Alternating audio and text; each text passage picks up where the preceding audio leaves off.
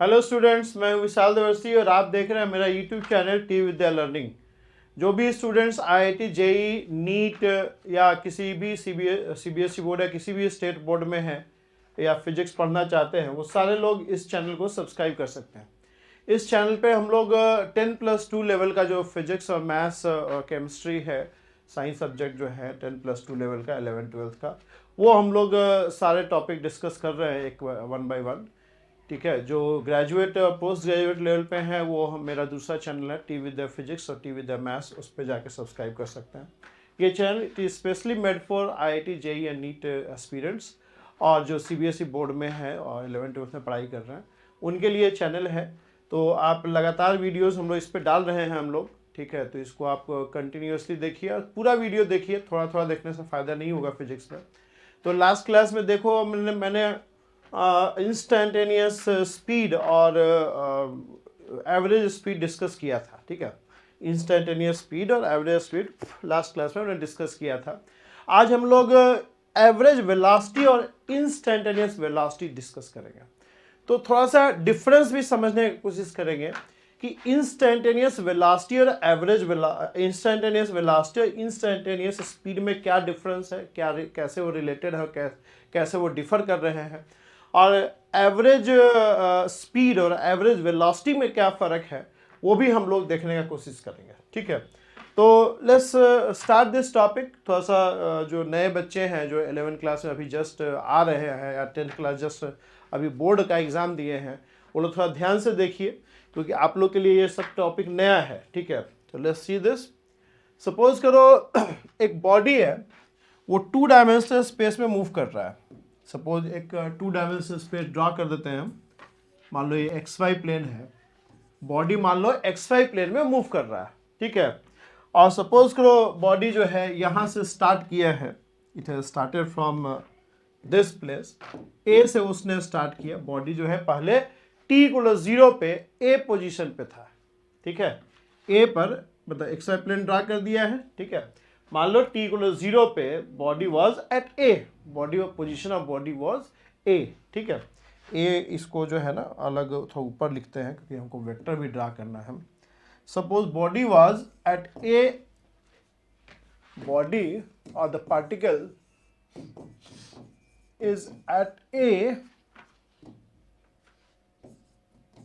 at time से t=t1। मान लो बॉडी जो है t=t1 पे A पोजीशन पे है और सपोज तो इसका कोऑर्डिनेट ले लेते हैं x1 y। अब ये बॉडी मान लो इस पे कोई फोर्सेस वगैरह लग रहा हो या ये मूव कर रहा है तो ये अपना पोजीशन बदलेगा, ये अपना पोजीशन चेंज करेगा। सपोज बॉडी जो है ये रास्ता फॉलो किया और ये बी पे पहुंच गया। ठीक है, ये रास्ता फॉलो किया, अब बी पे पहुंच गया, बी का भी कोऑर्डिनेट ड्रॉ कर देता है x2 y2। ठीक है, x2 y2। तो मान लो बॉडी रीचेस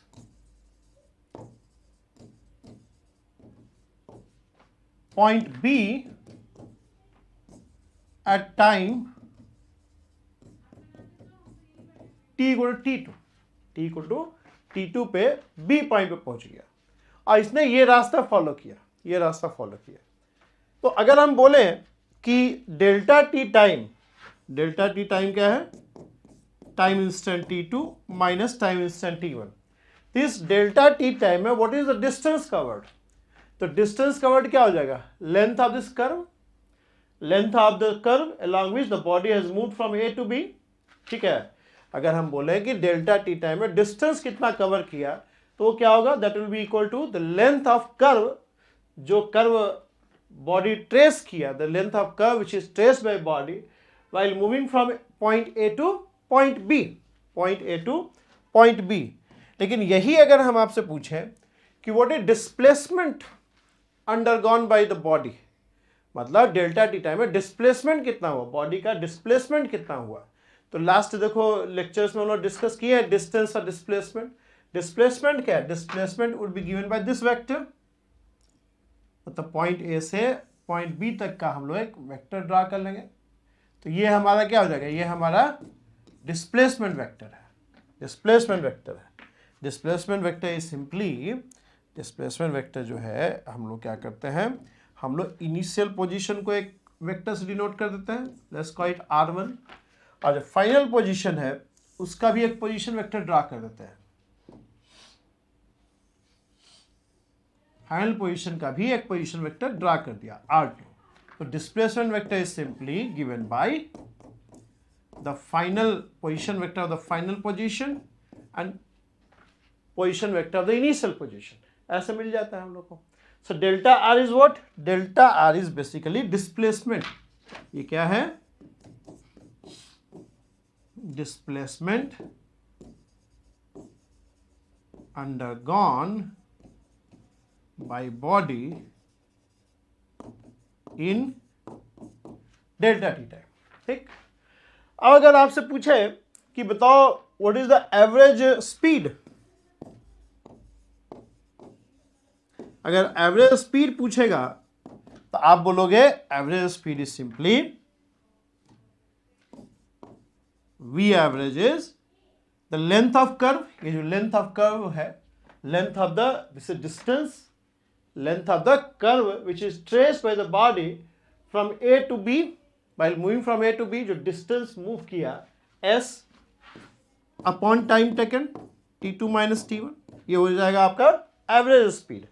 लेकिन अगर आपसे पूछा जाए कि एवरेज वेलोसिटी क्या होगा, what will be the average velocity, अगर एवरेज वेलोसिटी पूछेगा तो एवरेज वेलोसिटी का देखो डेफिनेशन ये रहेगा, average velocity will B,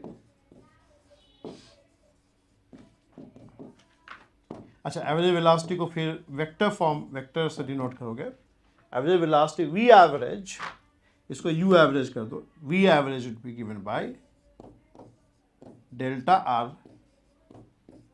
upon delta T.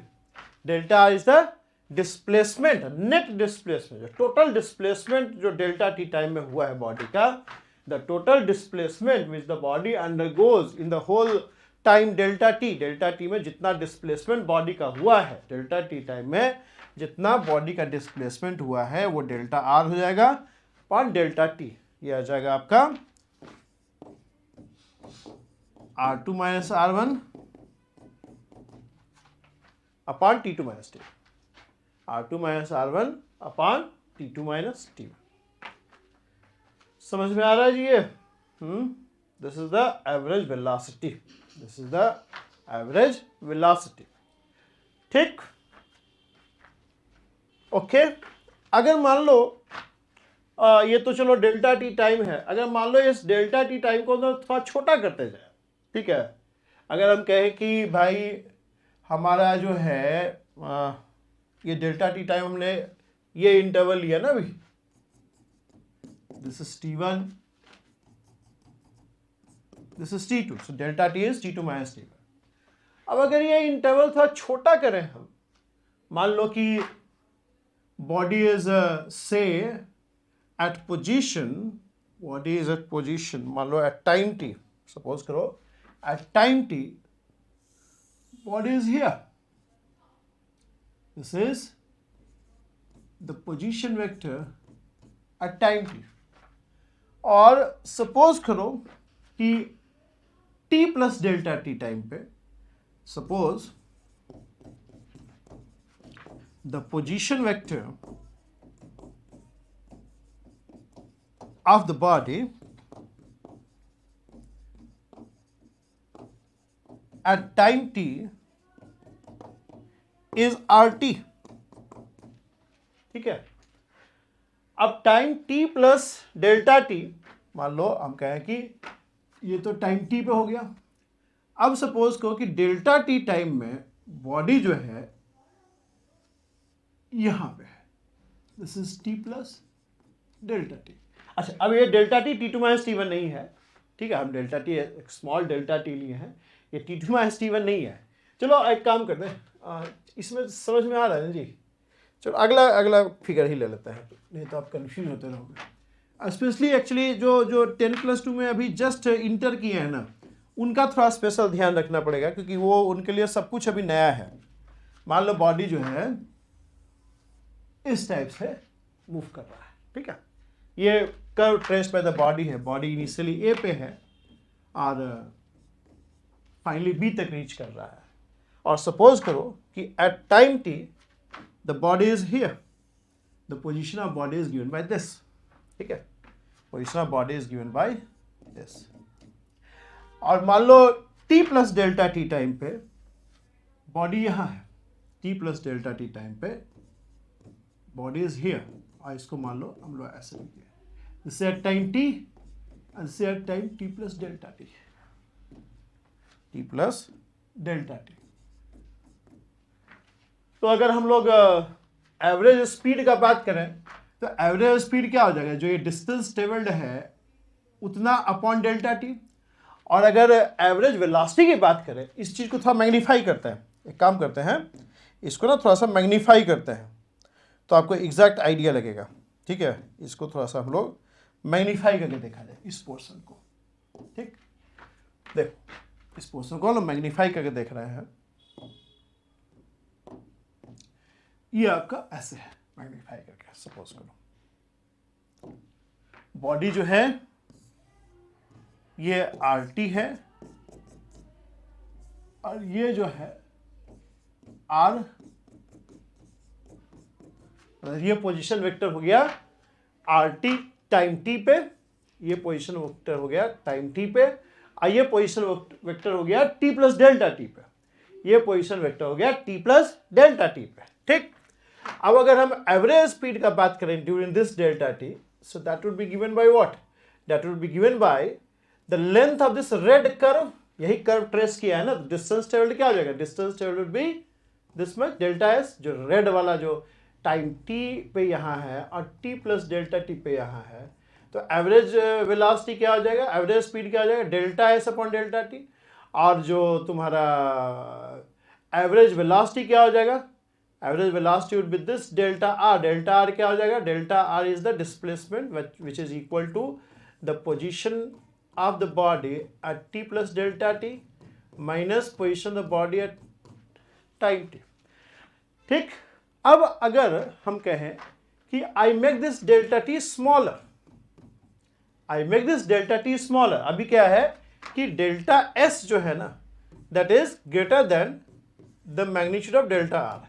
Magnitude of delta R क्या हो जाएगा, length of this line from T to T plus delta T, ये जो लेंथ ऑफ दिस वेक्टर है वो हो जाएगा डिस्प्लेसमेंट का मैग्नीट्यूड, और डिस्टेंस क्या हो जाएगा, डेल्टा एस हो जाएगा। तो डेल्टा एस क्या है, अभी डेल्टा आर डिस्प्लेसमेंट का मैग्नीट्यूड से बड़ा है।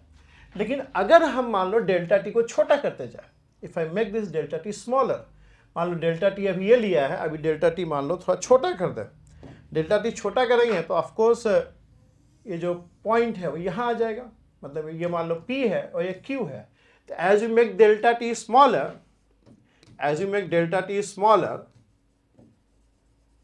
Q will approach P, Q will approach P, Q is going to approach P। अगर डेल्टा टी छोटा करते जाओगे तो ये जो पॉइंट Q है वो Q धीरे धीरे और P के नज़दीक आता जाएगा। अभी देखो क्या होगा, अभी देखो आप, ये आपका डेल्टा आर हो जाएगा, ठीक है। अब डेल्टा आर अभी भी डेल्टा एस आपका ये हो जाएगा यहाँ से लेके यहाँ तक, अभी भी डेल्टा आर से बड़ा है, ठीक है। डेल्टा आर जो है डेल्टा एस जो है डेल्टा आर से बड़ा है। लेकिन अगर मान लो इस डेल्टा टी को और छोटा करते जाओ, if I make this delta t tending to 0, then your delta r will tend to dr, delta r will tend to dr। ये इनफैटिसिमली स्मॉल डिस्प्लेसमेंट वेक्टर होगा, इनफैटिसिमली स्मॉल डिस्प्लेसमेंट वेक्टर हो जाएगा, और जो एवरेज वेलोसिटी हो जाएगा that will be equal to, if I make this delta t as small as we can, if I make this delta t as small as we can, this will lead to dr by dt। और इसको हम लोग बोलते हैं instantaneous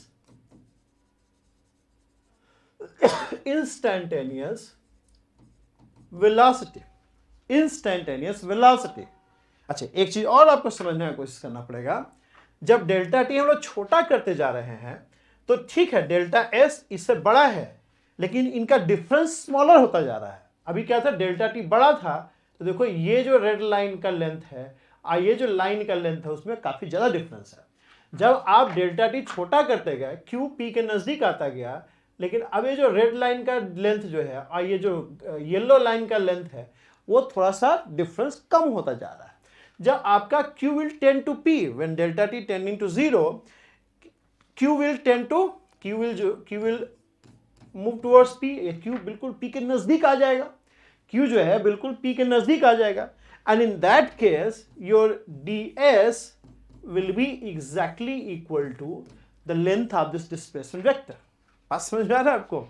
देखो जब आपका delta T बड़ा था तो P से Q तक का कर्व का लेंथ और P से Q तक का कॉर्ड का लेंथ में काफी डिफरेंस था। जब Q नजदीक आ रहा है तो ये कॉर्ड का लेंथ और कर्व के लेंथ का डिफरेंस फॉल करता जा रहा है। In limiting case when delta T become infinitesimally very small, when delta t become infinitesimally very small, q will tend to p। और उस केस में जो p से q का कर्व का लेंथ होगा, जो डिस्टेंस ट्रेवल्ड होगा और डिस्प्लेसमेंट वेक्टर का जो लेंथ होगा वो एग्जैक्टली इक्वल हो जाएगा। ठीक है, एग्जैक्टली इक्वल हो जाएगा। तो डेल्टा आर डी आर का जो मैग्नीट्यूड होगा that will be exactly equal to d s. तो ऐसे केस में देखो एक चीज, जो एवरेज वेलोसिटी है वो क्या है आपका d r by d t, और एवरेज स्पीड क्या है, it is equal to d s by d t. तो क्या हम लोग बोल सकते हैं कि जो एवरेज नहीं, इंस्टेंटेनियस जो इंस्टेंटेनियस वेलोसिटी है वो आपका, फिर से इसको करो, जो इंस्टेंटेनियस वेलोसिटी है that is equal to this, और जो इंस्टेंटेनियस स्पीड है वो आपका ये है। एंड वी नो कि this vector is equal to this, magnitude of d r vector is equal to d s. तो इसका मतलब ये है कि अगर v का मैग्नीट्यूड का बात करें हम लोग तो that will be equal to simply d r by d t which is equal to ds by dt, or it is equal to the instantaneous speed। तो यहां से हम लोग को एक चीज निकल के आ रहा है, that is the magnitude of instantaneous speed, magnitude of instantaneous velocity at any time t is equal to the instantaneous speed at that time t। यानी इंस्टेंटेनियस स्पीड जो है बेसिकली इंस्टेंटेनियस वेलोसिटी का मैग्नीट्यूड है। क्यों ऐसा है? ऐसा इसलिए है क्योंकि dt is infinitesimally small, so in dt time the magnitude displacement dr vector is exactly equal to the length of curve which particle travel from during this dt time. dt चूंकि infinitesimally बहुत small है तो जो distance travelled in dt time and the magnitude of displacement which is undergone in dt time becomes equal। बात समझ आ रहा है? चूंकि डेल्टा टी बहुत स्मॉल होता जाएगा तो आप देखिए जैसे ही डेल्टा टी स्मॉल करते जा रहे थे ये जो length of this curve and length of this line become closer to each other।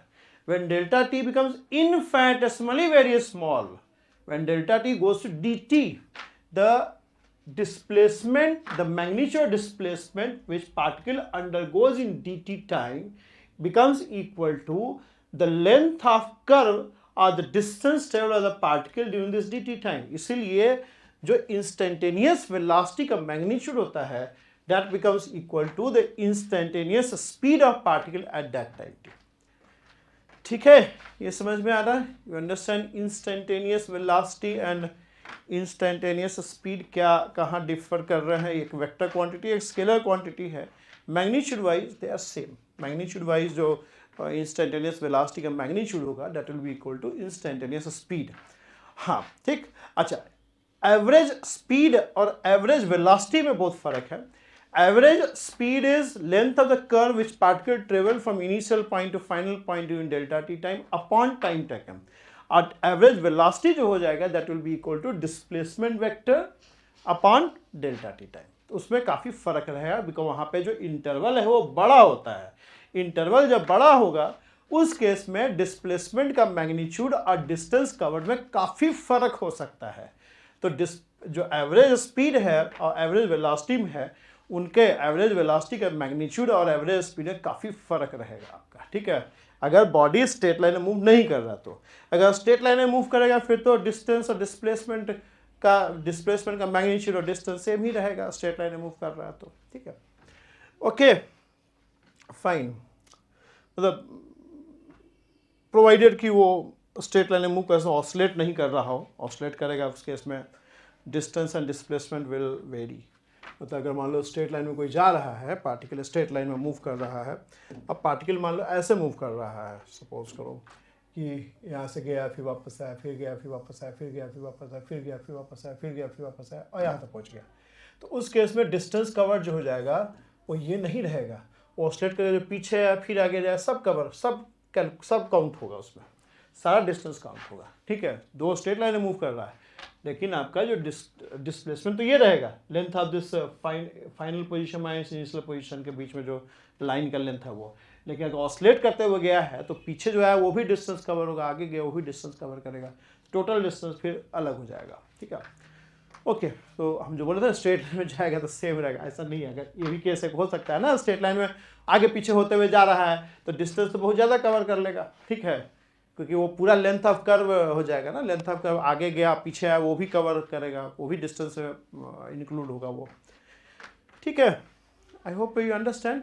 एक सवाल एस.सी. वर्मा से उठाए हैं, ठीक है, वो कर लेते हैं। दो क्या लिख रखा है, a table clock has its minute hand 4 centimetre long, minute वाला जो सुई है वो 4 सेंटीमीटर लॉन्ग है। Find the average velocity of the tip of minute hand between 6 a.m. to 6 p.m. 6 a.m. to 6 p.m.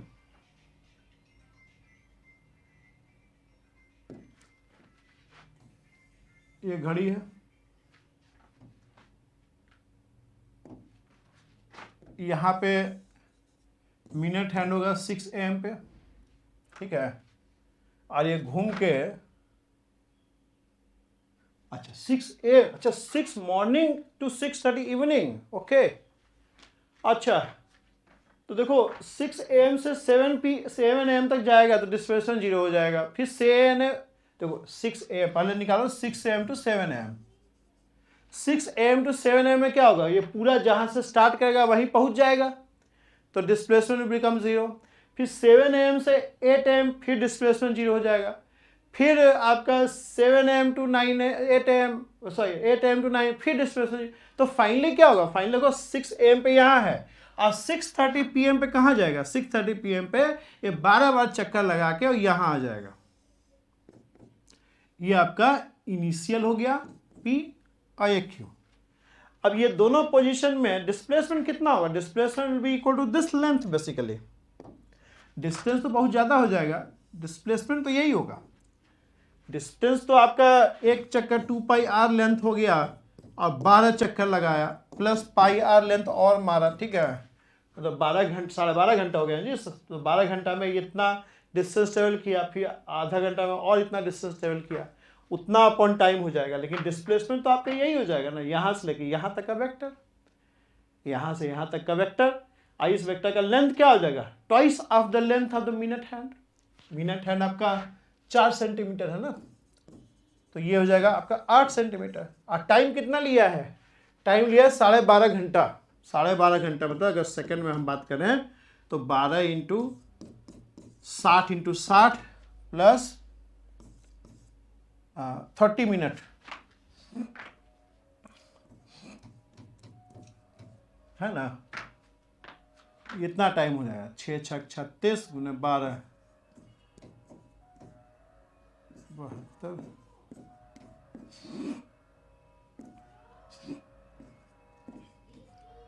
Plus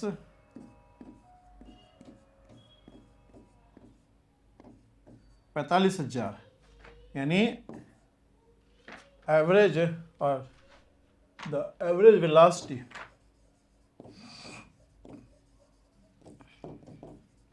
B average. डिस्प्लेसमेंट कितना हो रहा है? डिस्प्लेसमेंट भाई 8 सेंटीमीटर, मीटर में कन्वर्ट कर दिया, कितना सेकंड? 45,000 सेकंड, ये हो जाएगा मीटर पर। ठीक है, इज इट क्लियर? ये समझ में आ रहा है आपको? यही बोलता है अगर 6 AM to 6:30 AM, 6 AM to 6:30 AM, तो उस केस में डिस्प्लेसमेंट तो वही रहता है, लेकिन टाइम टेकन फिर आपका सिर्फ ये रह जाता है। टाइम टेकन सिर्फ ये रहा, तो average speed would have been simply the displacement upon time. Time इसका 1800 हो जाता है, समझ लो? मतलब अगर आधे घंटे में हम बात करते हैं 6 AM to 6:30 AM, displacement would have been same, but time taken would have been only half an hour. तो उस केस में एवरेज वेलोसिटी जो होता है वो काफ़ी ज़्यादा होता है कंपेयर टू दिस केस। ठीक है, so you understand average velocity and average speed क्या है। इसी तरीके से, अलग टॉपिक उसको नहीं बनाएंगे, इसी तरीके से हम लोग बात कर सकते हैं average acceleration and instantaneous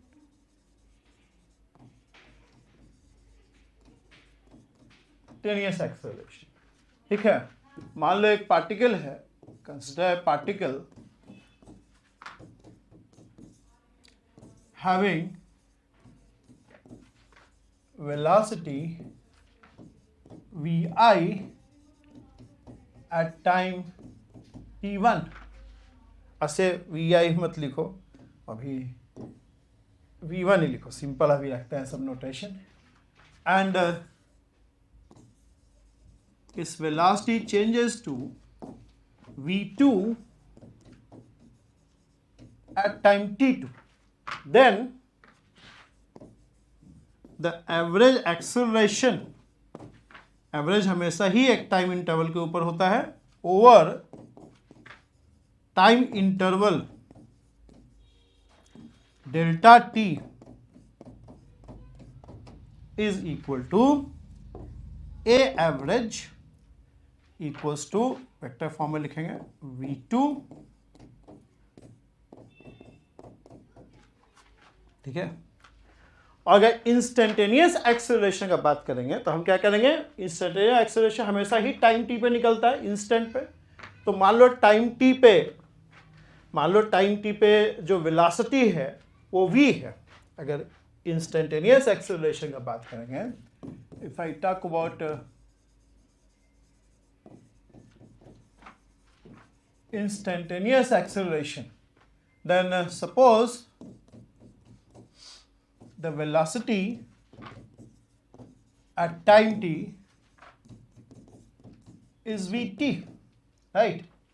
And if I take at time t a infinitesimally small time interval dt, अगर टाइम टी पे हम एक इनफाइनिटेसिमली स्मॉल टाइम इंटरवल dt लेते हैं और उस dt टाइम पे, and if we take an infinitesimally small time interval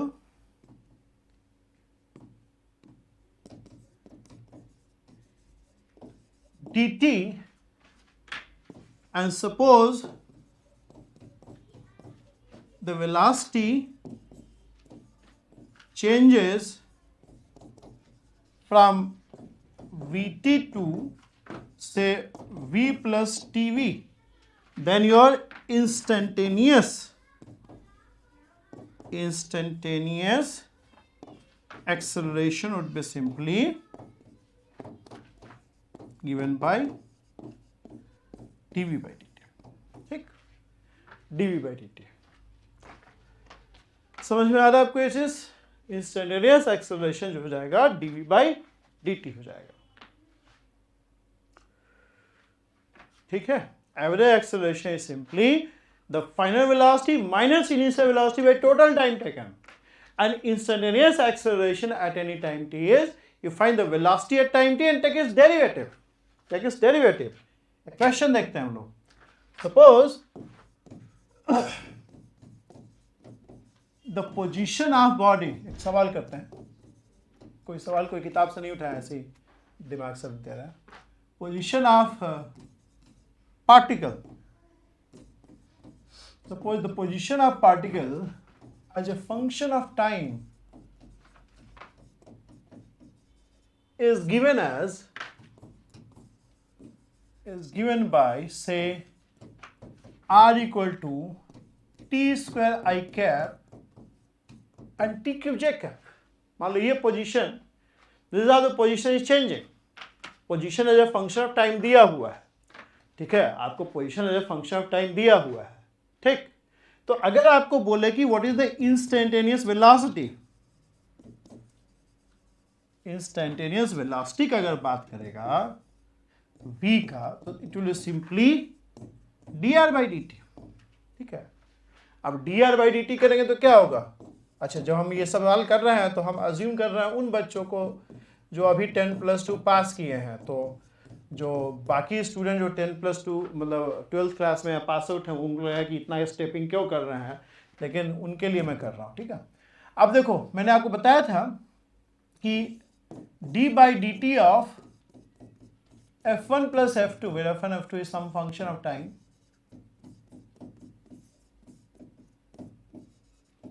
ठीक है, ये आएगा। तो अगर इसको हम लोग ऐसे लिखें, ठीक है, ऐसे लिखा गया, सो ये f1 है, f2 है, तो क्या हो जाएगा d/dt of t square I cap and d/dt of t cube j cap. अब यहां दो चीजें, t square I cap, t cube j cap. अच्छा, मैंने आपको ये भी बताया था कि d/dt of some constant into function is simply df/dt। यहाँ पे कांस्टेंट क्या है? I कैप, j कैप एक कांस्टेंट वेक्टर है, यूनिट वेक्टर है, मैग्नीट्यूड 1 है, और डायरेक्शन भी कांस्टेंट, क्योंकि ये हमेशा x के लॉन्ग होता है और j कैप y के लॉन्ग होता है। तो ये सब कांस्टेंट वेक्टर्स है। ठीक है, तो कांस्टेंट वाले सब बाहर आ जाएंगे, तो ये क्या आ जाएगा? d/dt of t square I cap, बाहर आ गया वो। I कैप पहले भी लिख सकते हो, नॉर्म है कि बाद में लिखना है। ठीक है, j कैप बाहर आ गया। ठीक, अब एक फार्मूला आपको पता है, d/dt of tn is equal to n(t(n)-1। तो d/dt ऑफ t स्क्वायर क्या आ जाएगा? यहाँ पे n2 है, 2t 2-1 become 2t, and d/dt of t cube will be simply 3t 3-1, that is 3t square।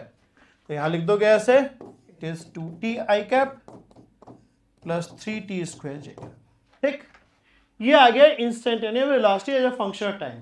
अब जिस भी टाइम पे आपको इंस्टेंटेनियस वेलोसिटी पूछा है, मान लो t को 1 सेकंड में बोलता है, तो आप यहाँ पे t को 1 सेकंड पुट कर देंगे। आप अगर आपको इंस्टेंटेनियस वेलोसिटी t को 5 सेकंड में पूछ रहा है, तो t को 5 सेकंड यहाँ पुट कर देगा। ठीक, और अगर मान लो कि पूछता है what is the average velocity over A time interval t को 0 टू t को 5, t को 0 से t को 5 तक में, इस टाइम इंटरवल में, मतलब delta t equals to t को 5 माइनस t इक्वल्स टू 1, इस डेल्टा t टाइम में t final minus t initial, मतलब 5 माइनस 0, 5 सेकंड के दौरान, t को 0 से t को 5 सेकंड के दौरान what is the average speed. तो एवरेज स्पीड अगर निकालना हुआ ना, तो आप निकाल लेंगे पहले पोजीशन एट t को 0, तो क्या आ जाएगा? 0 I cap plus 0 j cap, that is 0। फिर पोजीशन वेक्टर निकाल लेंगे t को 5 सेकंड पे, वो क्या आ जाएगा? 5 पुट करोगे तो आ जाएगा 25 I कैप, I क्या आ जाएगा? 25 बचे 125, ये आ जाएगा। तो आपका डेल्टा आर क्या आ जाएगा? Delta r will be simply r final minus r initial, that is equal to 25 I cap और 125 जे कैप, ठीक है। और एवरेज वेलोसिटी का बात करेंगे तो average velocity will be simply equal to this delta r by delta t, that is equal to 25 I cap 125 j cap, और delta T time क्या है? 5 सेकेंड। ये आ जाएगा आपका simply 5 I cap plus 25 j cap, ये आपका हो जाएगा एवरेज वेलोसिटी, ये हो जाएगा average velocity.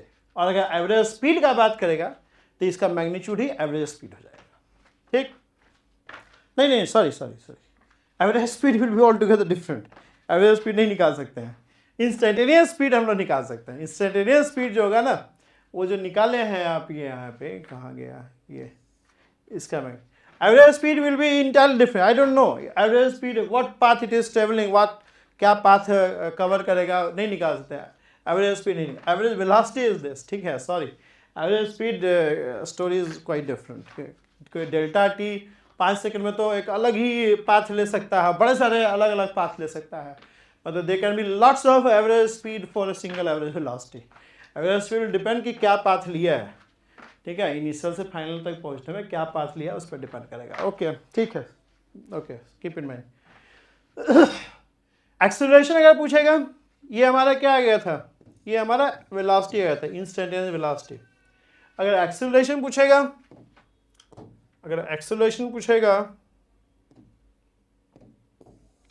then we can find instantaneous acceleration also.